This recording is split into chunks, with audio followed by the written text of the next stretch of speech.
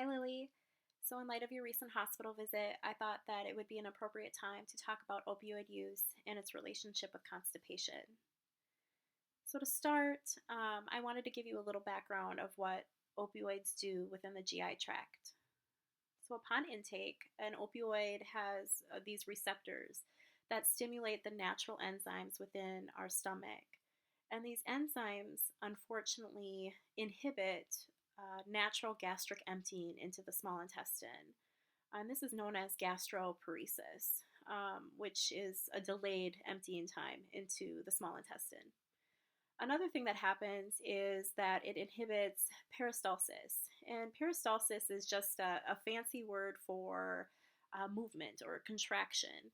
And we see peristalsis from the moment that we swallow food all the way until stool evacuation. So, with this inhibition, two other mechanisms are happening. This creates malabsorption in our stomach of medications and malabsorption of nutrients. It also uh, increases absorption of fluids into the stomach. And I don't know if you remember us talking about fluid absorption, an excessive fluid absorption with dumping syndrome, how it pulls from the tissues. Well, the same thing occurs with opioid intake, except it actually pulls the water from the small intestine. And this is unfortunate because water is needed to form stools. So, with that water that is being pulled from the small intestine, it leaves the stools to become hard, dry, and almost like a plug within the intestinal tract. So, with that said, oftentimes when starting an opioid therapy, uh, a laxative is always paired.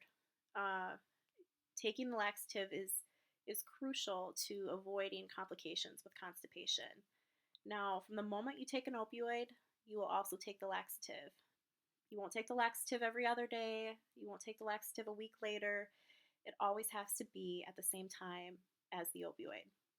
Now, I want to commend you because after looking over your medications, I do see that you have been taking a laxative, um, psyllium. And I don't want to call psyllium out as being a bad guy or make it feel bad for not being as good as other laxatives, but its purpose is a little bit different.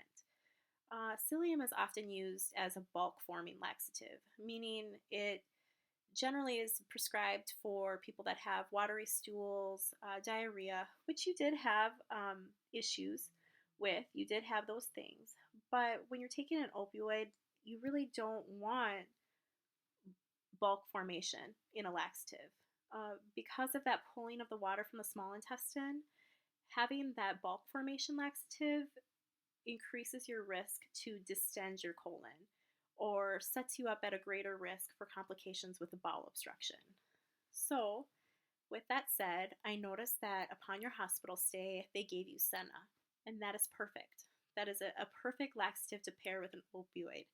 And I would even encourage you to um, pair a stool softener as well. Get that stool softener with the opioid and the laxative, and I anticipate that constipation won't be as much of an issue. Another thing that, actually, two other things that I want to address are fiber intake and your fluid intake.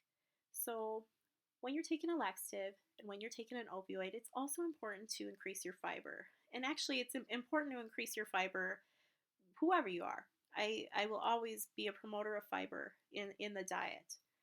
I will say that with your enteral feed, you do have a fiber component, but um, we really we really want to go a step further with that. Remember how we talked about reintroducing soft foods, reintroducing an oral intake.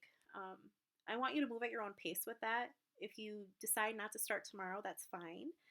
But if you do, I would encourage you to seek out foods that have a fiber component to them. Think mashed squash, peas, beans. These are all things that have a rich fiber source to them. If you don't want to go that route, you can go the route of fiber supplementation. Metamucil is a perfect example of this. You compare that with water, and you have a two for one right there, a fiber and meeting your fluid needs. That brings me to my last point. If you're going to increase your fiber, when you increase your fiber, I should say, you have to increase your fluid intake. Now, say you start eating tomorrow, there is going to be a water content to the foods that you eat. Just like with your formula right now, there is a free water component to it. But if we were to add that up, it is not meeting your fluid needs, your daily recommended needs. So I would encourage you to increase your needs by orally drinking more water. This will alleviate constipation, dehydration, and if you're like, well, I don't know if I can to drink that much water in a day, I would assure you that you can. You can set a timer. Every 30 minutes, you drink a quarter cup, and before you know it, you'll reach that that goal of 6 to 7 cups a day on top of the free water that you're already getting with your formula and any foods that you intend to eat. Lastly, um, I want to say that I think it was wise that you sought medical help with your constipation. And so going forward, even though I'd like to believe um, constipation won't be in your future after this talk, that it's now in the rear view mirror of your life, if you do experience constipation again, and this would be not having a bowel movement within 4 days, please seek medical attention. This will avoid the consequence of a potential bowel obstruction in the future. Okay, Lily, I think that's it. Let me know if you have any questions, and have a good day. Bye.